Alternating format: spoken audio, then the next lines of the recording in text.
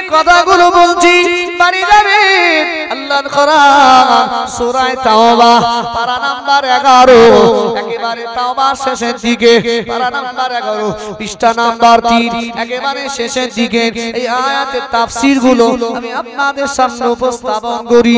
মহান আল্লাহ জানিয়ে দিয়েছিলেন ও আমার বান্দা বান্দীরা শুনে রাখো ফাস্তাবশিরু ও দুনিয়ার ঈমানদারেরা তোমরা চিন্তা করো না টেনশন করো না আমি আল্লাহ পাক জানিয়ে দিলাম ফাস্তাবশিরু তোমরা খুশি হও আনন্দিত হও তোমরা খুশি হও আনন্দিত হও তোমরা খুশি হও আনন্দিত হও কেন পৃথিবীর ব্যবসা করলে চিন্তা আমার এই ব্যবসায় হয়তো লস হয়ে যেতে পারে হয়তো লাভ হবে কত লাভ হবে জানি না লস হয়ে যাবে কত লস হবে কিছুই তো জানি না কিন্তু আল্লাহ বলেন ও দুনিয়ার ঈমানদারেরা তোমরা তোমাদের জান এবং মাল দিয়ে তোমার রবের সাথে ব্যবসা করেছো তোমার আল্লাহর সাথে ব্যবসা করেছো না না না নিশ্চিত তোমাদের এই ব্যবসায় লস হবে না এই ব্যবসায় কখনো জন্য ধ্বংস হবে না ও ভাইরা মনে রাখো মহান আল্লাহ জানিয়েছেন ফাস্তাবশিরু তোমরা খুশি হও বিবাইইকুমুল্লাযী বায়াতুম বিহি তোমরা যেভাবে আল্লাহর সাথে ব্যবসা করলে ফাযালিকা হুয়াল ফাওজুল আযীম নিশ্চিত এটাই হলো বান্দা বান্দির সবথেকে বড় সফলতা বলুন সুবহানাল্লাহ আরো জোরে বলুন সুবহানাল্লাহ। আল্লাহর সাথে যারা ব্যবসা করে নিশ্চিত আল্লাহ বলে তাদের সবথেকে বড় সফলতা হলো এই জি তারা দুনিয়ায় কখনো ক্ষতিগ্রস্ত হবে না তাদের মালামাল ক্ষতি হবে না জি আল্লাহ রাব্বুল আলামিন বলে তাদের সম্মান তাদের ইজ্জতকে আমি আল্লাহ বাড়িয়ে দেব কিয়ামতের মাঠেও তাদের সম্মান তাদের ইজ্জতকে আমি আল্লাহ বাড়িয়ে দেব। একবার জোরে বলুন আরো জোরে বলুন সুবহানাল্লাহ। তাহলে ঈমানদারের এক নম্বর কোয়ালিটি কি বলেছি তারা আল্লাহর রাস্তায় জিহাদ করে। দুই নাম্বার আল্লাহ বলেন আত্তাইবুন কি বলুন দুই নাম্বার আত্তাইবুন ঈমানদারেরা তাওবাকারী হয়। আচ্ছা ভাই আমরা যারা এখানে এসে বসেছি আমাদের দ্বারা গুনাহ হয় কি হয় না হয় কি হয় না ছোট বড় আমরা গুনাহ করি কেন নবীজি সাল্লাল্লাহু আলাইহি ওয়াসাল্লাম বলেন কুল্লু বনি আদম খাত্তাউন যে বনি আদম তথা আদম আলাইহিস সালামের যত সন্তান আছে কম বেশি এরা অল্প হলেও এরা গুনাহর সাথে অন্যায়ের সাথে অপরাধের সাথে জড়িত। তবে এই আদম আলাইহিস সালামের সন্তানের ভিতরে নবীদেরকে জোড়া যাবে কি বলুন এই অন্যায়ের ক্ষেত্রে তারাও একদিকে নবী আদম আলাইহিস সালামের সন্তান আমার নবীও কিন্তু তারপরেও নবীজি বললেন কুল্লু বনি আদম খাত্তাউন আদম আলাইহিস সালামের সন্তানগুলো কম বেশি গুনাহ বা অন্যায়ের সাথে জড়িত কেউ কম বেশি গুনাহ করেছে তবে এর ভিতরে নবীদের যোগ করলে হবে না কেন নবীরা হলেন মাসুম নবীরা হলেন বেগুনাহ। একবার জোরে বলুন সুবহানাল্লাহ। নবীদের কিছু কিছু ভুল হয়েছে তবে সেটা আল্লাহ করিয়েছেন কেন এর ভিতরে শিক্ষা। যেমন আদম আলাইহিস সালাম জান্নাতে ফল খেয়েছেন শুনেছেন তো আমি এই ঘটনা বলবো শুনেছেন তো জি তারপরে ভুল হওয়ার পরে পৃথিবীতে আমরাও ভুল করি তাহলে ভুল করার পরে এই ভুল আল্লাহ maaf করবেন কিভাবে maaf চাইতে হবে কিভাবে যদি আদম আলাইহিস সালামের এই সিস্টেমটা আল্লাহ জারি না করে দিতেন আমরা জানতে পারতাম যে ভুল করার পরে কি করে ক্ষমা চাইতে হয়। এই জানেন আমরা যে সালামটা দিই কি দিই এই যে আসসালামু আলাইকুম ওয়া রাহমাতুল্লাহি ওয়া বারাকাতুহু কোথা থেকে আসলে কিতাবের ভিতরে এসেছে নবীর সাহাবী হযরতে আবু হুরায়রা রাদিয়াল্লাহু তিনি বর্ণনা করেছেন যে আদম আলাইহিস সালামকে আল্লাহ রাব্বুল আলামিন যখন সৃষ্টি করেছিলেন তখন আল্লাহ পাক বললেন হে আদম তুমি যাও ওই জায়গায় যাও গিয়ে দেখো আমার একদল ফেরেশতারা বসে রয়েছে তুমি সেখানে গিয়ে কি করো সালাম করো কি করো সেখানে গিয়ে সালাম করো। নবী আদম আলাইহিস সালাম সেখানে গিয়ে সালাম করেন কাকে ওই ফেরেশতাদেরকে সালাম করেন আর ফেরেশতারা এই সালামের জবাব দিলেন। তো আল্লাহ আগেই বলেছিলেন হে আদম শোনো তুমি যে সালামটা করবে তবে তোমার সালামের ফেরেশতারা যে জবাব দেবে এটা ভালো করে শুনে রাখবে তোমার যত সন্তান পৃথিবীতে আসবে তোমার এবং তোমার সন্তানের এটাই হবে সালামের রীতি। একবার জোরে বলুন সুবহানাল্লাহ। তাহলে নবীদের দ্বারাই আল্লাহ পৃথিবীর মানুষদেরকে শিক্ষা দিয়েছিলেন। আর আদার্স বাকি যত উম্মত আছে সব উম্মতেরা কম বেশি সামান্য হলেও ত্রুটির সাথে আমরা যুক্ত। ত্রুটি মুক্ত জীবন আমরা কেউ করতে পারি। মহান আল্লাহ বলেছে 2 নাম্বার কোয়ালিটি হলো আত-তাইবুন, এরা তাওবাকারী হবে। গুনাহ যদি হয়ে যায় সঙ্গে সঙ্গে আল্লাহর কাছে তাওবা করে। আমাদের এমন কিছু মুসলমান আছে তারা সারা দিন রাত 24 ঘন্টা গুনাহ করে, কিন্তু একটা মিনিট তওবা করবে সময় কত ভাই সময় মনেই থাকে না। এদের মনেই থাকে না যে গুনাহ করার পরে তওবা করতে হয়, আল্লাহর কাছে মাফ চাইতে হয়।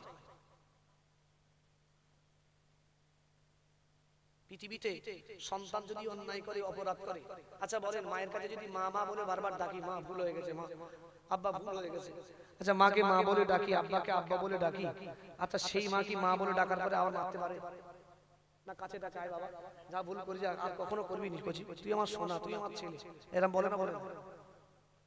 তাহলে পৃথিবীর জমিনে ভাই মা যদি সন্তানের ভুল শুধু মা ডাক শোনার সাথে সাথে মাফ করে দেয়, আব্বা ডাক শোনার সাথে সাথে যদি আব্বা মাফ করে দেয়, শুধু সন্তানের উচিত একটুখানি ক্ষমার নজরে আব্বার কাছে যাওয়া, আব্বা ভুল হয়ে গেছে, মা ভুল হয়ে গেছে, তারা মাফ করে দেয়। তাহলে আমার আল্লাহকে যদি আমরা আল্লাহ বলে ডাকি, আল্লাহ ভুল করে ফেলেছি, আল্লাহ অন্যায় করে ফেলেছি, আচ্ছা আল্লাহ মাফ করবে না বলে মনে হয়?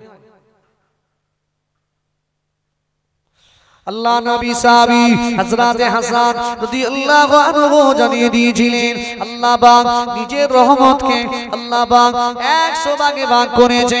ও আমার ভাইরা মনে রাখো 99 ভাগ রহমত আমার আল্লাহর কাছে রেখে দিয়েছে, 1 ভাগ রহমত আমার আল্লাহ পৃথিবীর সৃষ্টিদের মাঝে বিতরণ করেছে।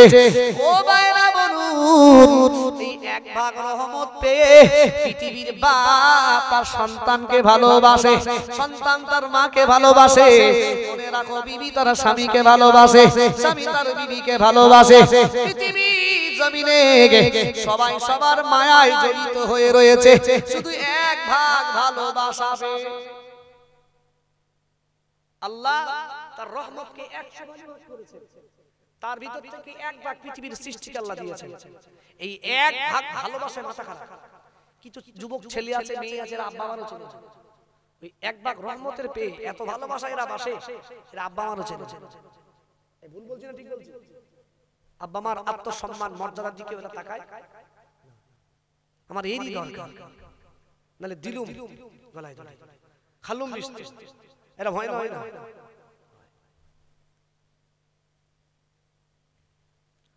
ও ভাইজানেরা ঠান্ডা মাথায় বোঝার চেষ্টা করো, আমার আল্লাহ নবী সাহাবী হযরত হাসান রাদিয়াল্লাহু তাআলা আনহু জানিয়ে দিয়েছিলেন 1 ভাগ ভালোবাসায় যদি মা তার সন্তানকে মাফ করে দিতে পারে, আব্বা তার মেয়েকে ক্ষমা করে দিতে পারে, ও আমার ভাইরা মনে রাখুন আর 99 ভাগ রহমত, 99 ভাগ রহমত আমার আল্লাহর কাছে আছে।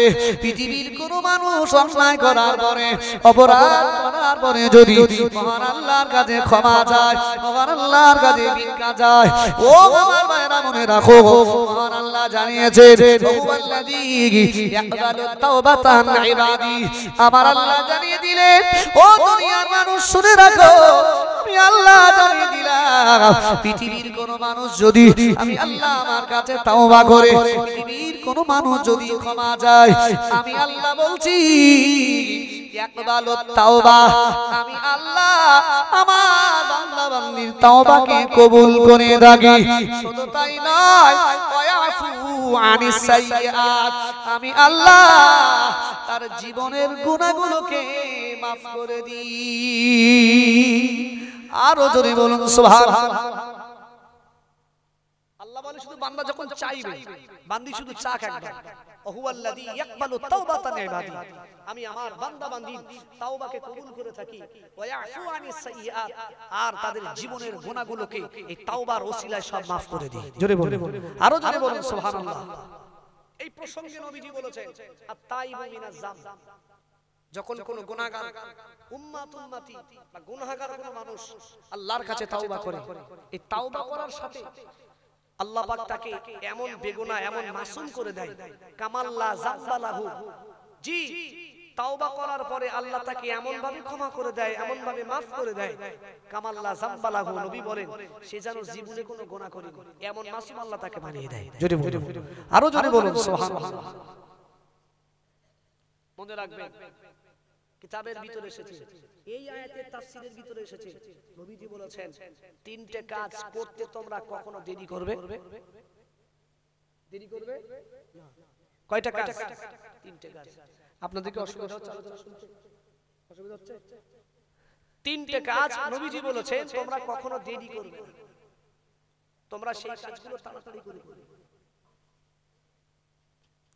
আল্লাহ নবী সাহাবীদের বলেছিলেন, ও আমার সাহাবীরা, আমি রাসূলুল্লাহ জানিয়ে দিলাম, আমি রাসূলুল্লাহ ঘোষণা করলাম, ও আমার সাহাবীরা, আমি রাসূলুল্লাহ জানিয়ে দিলাম, তিনটে কাজ তোমরা কখনোর জন্য যেন দেরি করো না।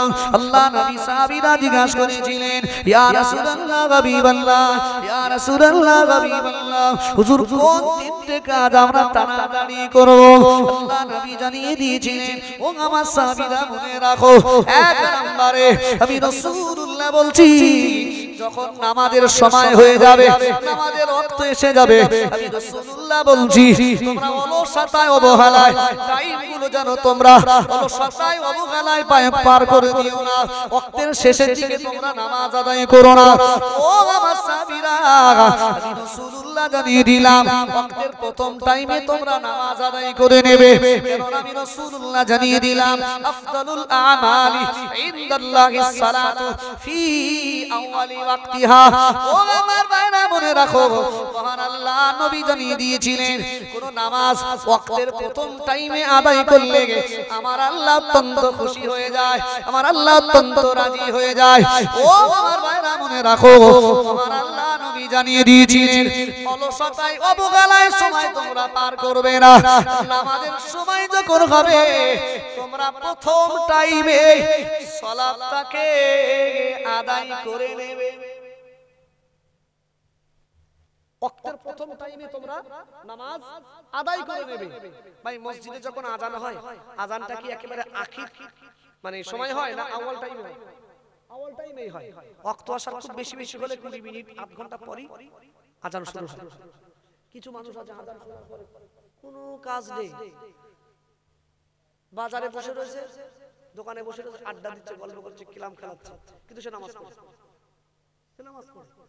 বাড়ি এসে আগে যেহেতু জানে 4:45 পর্যন্ত খুব বেশি ওয়াক্ত আছে আসরে, ও কি করেছে বাড়ি এসে 3টের সময় বাড়ি এসে 10 মিনিট 15 মিনিট ধরে একটু বউটার পিছনে লেগেছে, বুঝলে তো, ঝগড়া ঝামেলা করলে, গাল মন্দ করলে, এদিক সেদিক করে 3:30টার সময় গা দিয়েছে, গাটা ধুয়ে গামছাটা যেরকম করে গায়ে, পাঞ্জাবি পরার সময়, ভালো পোশাক পরার সময় নেই, ও তাড়াতাড়ি করে কি করেছে, একটা গামছা গায়ে দেয়, মোটামুটি লুঙ্গিটা না পরলি নয়, এটা করেছে, করে ঝপঝপ করে সেজে যাচ্ছে। বিশেষ করে বাস্তব কথা বলছি, চাষি এলাকায় কিছু নামাজি ম্যাক্সিমাম এরকম নামাজি হয়, এরকম হয়, তারা এসে কোথাও কিচ্ছু না, গামছা গায়ে দিয়ে নামাজ পড়ে শুনে। আচ্ছা ভাই, এই নামাজটা কার জন্য পড়ছি? কথা বলেন, আল্লাহর জন্য পড়ছি। আচ্ছা বলেন, আমরা মসজিদে নামাজ পড়তে যাই না, কিছু কিছু লোক আছে এরা এমন পোশাক পরে যায় না, বাস্তব বমি আসে, গা পাক দেয়, আর মনে হয় এসব লোকগুলো কেন মসজিদে আসে? মসজিদে আসবে, তার পোশাক ঘামে দুর্গন্ধে এমন সামা ধরে, জি এটা জামা বলে আর মনে হয় না, এত দুর্গন্ধময় পোশাক পরে আসে। আবার ওই লোকটার যখন বাড়িতে বিয়ায় মশাই আসে, বা ওই লোকটা যখন বিয়ার মশার বাড়িতে ইনভাইট পায়, দাওয়াত পায়, যায়, একেবারে শোকেস থেকে নতুন পোশাক বাহির করে পরে যায়। কেন? ওখানে যদি খারাপ পোশাক পরে যায়, আমার মেয়ের গঞ্জনা শুনতে হবে, জি সমাজের কাছে আমাকে লজ্জিত হতে হবে, তাই ভালো পোশাক পরা দরকার। এরকম লোক আছে না?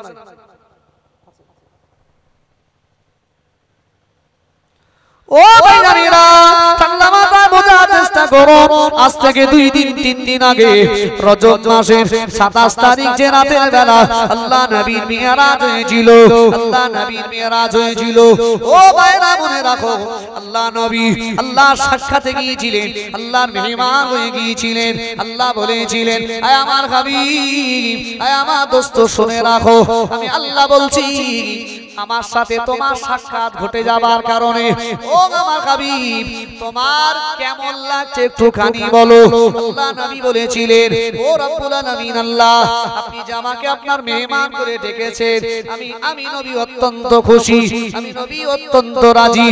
ও রব্বুল আলামিন আল্লাহ, তবে আমি তো আপনার দিদার পেলাম, আমার উম্মতদের যদি দিদারের ব্যবস্থাটা হয়ে যেত, আমার উম্মতির যদি মিরাজের ব্যবস্থাটা হয়ে যেত, ও আল্লাহ আমি নবী অত্যন্ত খুশি হয়ে যেতাম। ও আমার ভাইরা মনে রাখো, মহান আল্লাহ ওই সময় বলেছিলেন, আয় আমার হাবিব, আয় আমার হাবিব, চিন্তা করো না, টেনশন করো না, আমি আল্লাহ তোমার উম্মতির জন্য আমি আল্লাহ মিরাজের ব্যবস্থা করলাম। আল্লাহ বলেন, আসসালাতু মিরাজুল মুমিনিন। ও আমার হাবিব, আপনার ঈমানদার উম্মতির জন্য আমি আল্লাহ নামাজ আদায় করাটাই আমি আল্লাহ আমার সাথে সাক্ষাৎ ঘটে যাবে। জোরে বলুন সুবহানাল্লাহ, আরো জোরে বলুন সুবহানাল্লাহ। আপনার উম্মতির জন্য এই নামাজটাই as-সালাতু মিরাজুল মুমিনিন। জি, এই নামাজটাই আপনার উম্মতির জন্য একটি মিরাজ। একবার জোরে বলুন সুবহানাল্লাহ। তার মানে কি, এই নামাজের মাধ্যমে নবীজি বলেন, তোমরা যখন নামাজ আদায় করো তোমাদের সামনে আল্লাহ হাজির থাকে। কি থাকে? আল্লাহ হাজির থাকে। আচ্ছা ভাই, আমরা কি আল্লাহকে দেখতে পাই? দেখতে পাই না। নবীর সাহাবীরা ঠিক একই কথা বলেছিলেন, ইয়া রাসূলুল্লাহ, ইয়া হাবিবাল্লাহ, হুজুর আমরা তো আল্লাহকে দেখতে পাই না। নবী বলেছিলেন, তুমি হয়তো আল্লাহকে দেখতে পাও না, কিন্তু আল্লাহ কিন্তু তোমার বিষয়টা সব দেখছেন। একবার জোরে বলুন, আরেকবার জোরে বলুন সুবহানাল্লাহ। আমরা যখন কোন জায়গায় চাকরিতে ইন্টারভিউ দিতে যাই, দেখবেন আমরা একেবারে জড়সড় হয়ে থাকি কি থাকি না। আরো যদি দেখি যে সিসি ক্যামেরা লাগানো রয়েছে, তাহলে আর একদম মশা বসলেও বেশি মারতে যাই না। বেশি হাত পা নাড়লে মনে হয় যে হয়তো দেখে ফেলবে সিসি ক্যামেরায়, ফুটেজে দেখা যাবে যে বেশি ছটফট করছে, ই করছে, তা করছে, চাকরি দিল না। হয় না, একেবারে ভদ্রভাবে যায়, লেবাসগুলো সুন্দর, পারফিউম মেখে যায়, খুব সুন্দর, একেবারে তার সব কিছু দিয়ে পারফেক্ট হয়ে সেখানে যায়। কেন? সেই কোম্পানির মালিককে খুশি করার জন্য। সে কি দেবে? একটা জব। তাহলে একটা মালিককে খুশি করি একটা জব নেওয়ার জন্য সে যদি সে এত কিছু প্রস্তুতি গ্রহণ করে যায়, তাহলে যে রব, যে মালিক তোমায় সৃষ্টি করেছেন, তোমার খাবারের ব্যবস্থা করেছেন, তোমার পোশাকের ব্যবস্থা করেছেন, তোমার সম্মান, তোমার ইজ্জতের ব্যবস্থা করেছেন, যে মালিকের জমিনে তোমরা বিচরণ করো, যে মালিক তোমার খাবারের জন্য পৃথিবীতে শাকসবজির ব্যবস্থা করেছেন, যে মালিক তোমার সব দিয়েছেন, তাহলে সেই মালিকের সামনে যখন দাঁড়াবে, তোমার পোশাক যদি ওই রকম দুর্গন্ধময় হয়, আচ্ছা ভাই, এটা কি ঈমানদারের কাজ হবে? উচিত সবথেকে উত্তম পোশাকগুলো, সবথেকে দামি এবং ভালো পোশাকগুলো তুমি আল্লাহর কাজে, আল্লাহর দাসত্বে পরিধান করো।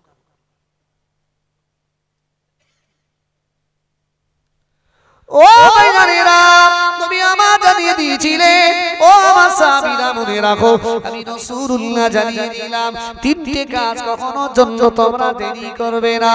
আল্লাহ নবী জানিয়ে দিয়েছিলেন, 1 নম্বরে নামাজের সময় যখন হয়ে যাবে তোমরা তাড়াতাড়ি করে নামাজটাকে আদায় করে নাও। আল্লাহ নবী সাহাবীরা বলেছিলেন, ইয়া রাসূলুল্লাহ হাবিবাল্লাহ, ইয়া রাসূলুল্লাহ হাবিবাল্লাহ। 2 নম্বরে কোন কাজটা আমরা তাড়াতাড়ি করব? আল্লাহ নবী জানিয়ে দিয়েছিলেন, ও আমার সাহাবীরা মনে রাখো, পৃথিবীর জমিনে যখন কেউ ইন্তেকাল করবে, যখন কেউ মারা যাবে, তোমরা তাদের লাশগুলো পৃথিবীর জমিনে বেশিক্ষণ রেখে দেবে না। আমি রাসূলুল্লাহ জানিয়ে দিলাম, ওই মাইয়েতের দাফনের কাজ তোমরা অতি তাড়াতাড়ি করবে। কোন মানুষ যখন মারা যায়, নবীজি বলেন তার দাফনের কাজ তোমরা দেরি করো না, দাফনের কাজ তাড়াতাড়ি করো।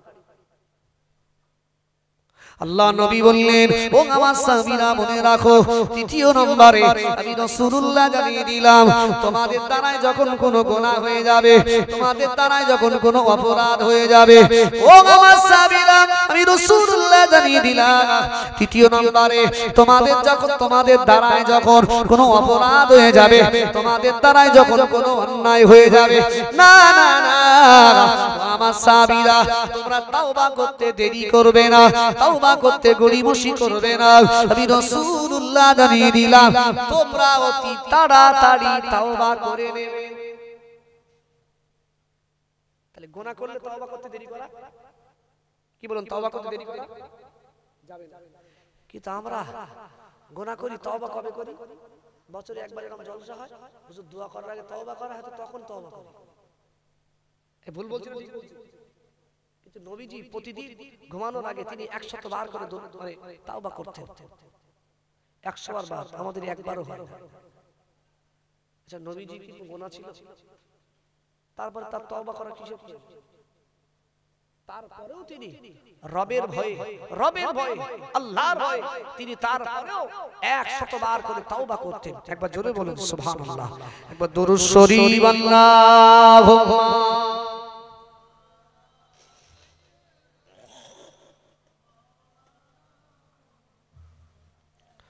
ওয়ালা আলে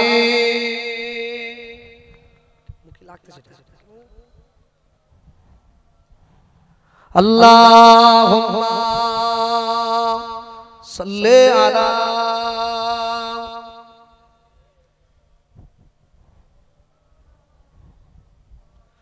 ওয়ালা আলে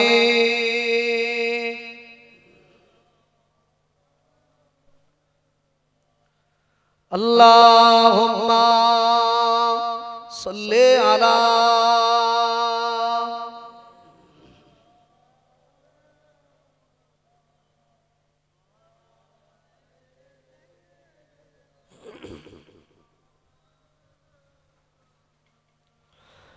আজ কেন পৃথিবীটা লাগে এত সুন্দর, এসে কোন রূপকার সাজালো এ চরাচর, এসে কোন রূপকার সাজালো এ চরাচর।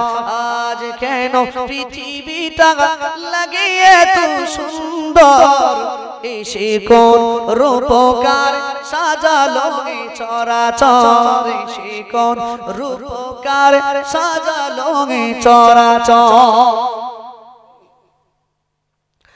চারিদিকে নবরূপী করে ধরা জল, সেই রূপ দেখে হয় আখিদায় সুশীতল, আখিদায় সুশীতল, আখিদায় সুশীতল। কেটে গেছে কুৎসিত নিশীথের দ্বিপ্রহর, কেটে গেছে কুৎসিত নিশীথের দ্বিপ্রহর, এসে কোন রূপকার সাজালো এ চরাচর, এসে কোন রূপকার সাজালো এ চরাচর।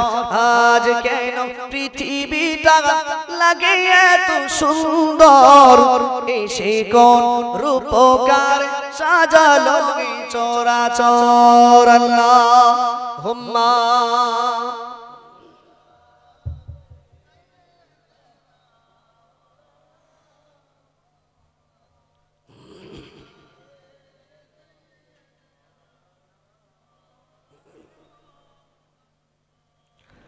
বনে বনে ফুটি ফুল করে পাখি কলরাত, সব কালে কেন এত আয়োজন উৎসব, আয়োজন উৎসব।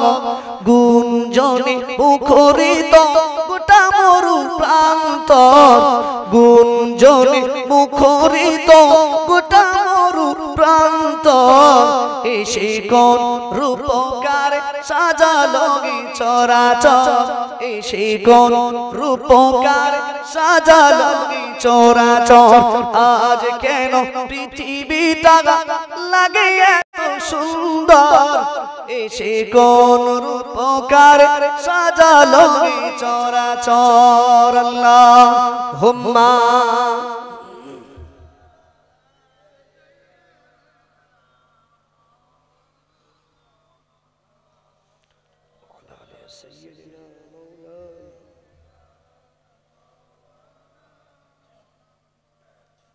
সাল্লাল্লাহু আলাইহি ওয়াসাল্লাম। তাহলে তাওবা করতে দেরি করা যাবে না। ইমানদারের 2 নাম্বার কোয়ালিটি হলো আত-তাইবুন, তারা তাওবা করবে। এই তাওবা করতে পারলে জীবনে যত গুনাহ করেছেন, যত অন্যায় করেছেন, অপরাধ করেছেন, তাওবার বিনিময়ে আল্লাহ রাব্বুল আলামিন জীবনের সব গুনাহগুলোকে আল্লাহ মাফ করে দেবেন। জোরে বলুন, আরো জোরে বলুন সুবহানাল্লাহ।